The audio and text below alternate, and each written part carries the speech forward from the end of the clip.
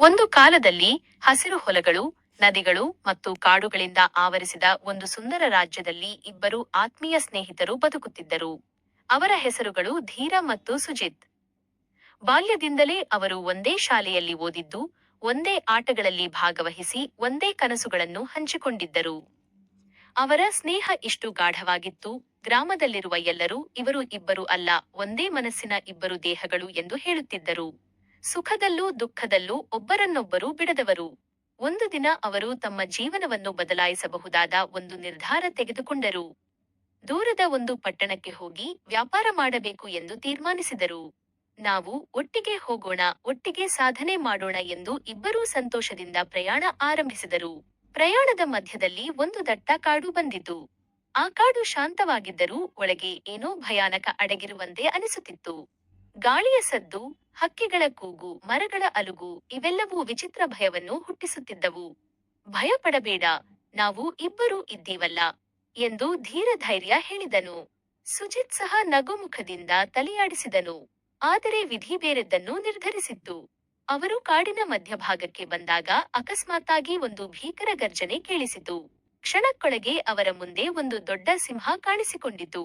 ಅದರ ಕಣ್ಣುಗಳಲ್ಲಿ ಕ್ರೂರತೆ, ಅದರ ದೇಹದಲ್ಲಿ ಭಯಾನಕ ಶಕ್ತಿ ಸ್ಪಷ್ಟವಾಗಿ ಕಾಣಿಸುತ್ತಿತ್ತು. ಅದನ್ನು ಕಂಡ ಧೀರನ ಹೃದಯ ತೀವ್ರವಾಗಿ ತಡಕಾಡಿತು.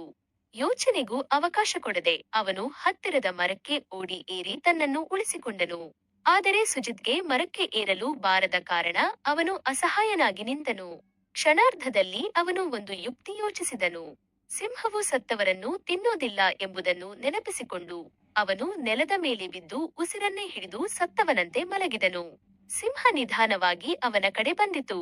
ಅದರ ಉಸಿರು ಅವನ ಮುಖಕ್ಕೆ ತಾಕುತ್ತಿತ್ತು. ಅದು ಅವನನ್ನು ವಾಸನೆ ನೋಡಿತು.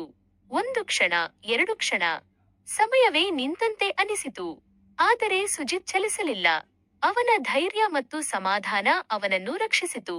ಕೊನೆಗೆ ಸಿಂಹ ಅವನನ್ನು ಸತ್ತವನಾಗಿ ಭಾವಿಸಿ ಅಲ್ಲಿಂದ ಹೋಗಿಬಿಟ್ಟಿತು. ಸ್ವಲ್ಪ ಸಮಯದ ನಂತರ ಪರಿಸ್ಥಿತಿ ಸುರಕ್ಷಿತವಾಗಿದೆ ಎಂದು ಕಂಡು ಧೀರ ಮರದಿಂದ ಕೆಳಗೆ ಇಳಿದನು. ಅವನು ಸುಜಿತ್ ಹತ್ತಿರ ಬಂದು ನಗುಮುಖದಿಂದ ಕೇಳಿದನು, ಸಿಂಹ ನಿನ್ನ ಕಿವಿಯಲ್ಲಿ ಏನು ಹೇಳಿತು? ಸುಜಿತ್ ನಿಧಾನವಾಗಿ ಎದ್ದು ತನ್ನ ಸ್ನೇಹಿತನ ಕಡೆ ನೋಡಿದನು. ಅವನ ಕಣ್ಣುಗಳಲ್ಲಿ ಸ್ವಲ್ಪ ನೋವು, ಸ್ವಲ್ಪ ನಿರಾಶೆ ಇತ್ತು. ಆದರೆ ಅವನು ಶಾಂತವಾಗಿ ಉತ್ತರಿಸಿದನು, ಅದು ನನಗೆ ಒಂದು ಪಾಠ ಹೇಳಿತು. ಅಪಾಯದ ಸಮಯದಲ್ಲಿ ನಿನ್ನನ್ನು ಬಿಟ್ಟು ಹೋಗುವವನನ್ನು ಸ್ನೇಹಿತನಾಗಿ ಎಂದಿಗೂ ನಂಬಬೇಡ ಎಂದು. ಧೀರ ಆ ಮಾತು ಕೇಳಿ ನಾಚಿಕೆಪಟ್ಟು ತಲೆ ತಗ್ಗಿಸಿದನು. ಅವನಿಗೆ ತನ್ನ ತಪ್ಪು ಅರಿವಾಯಿತು.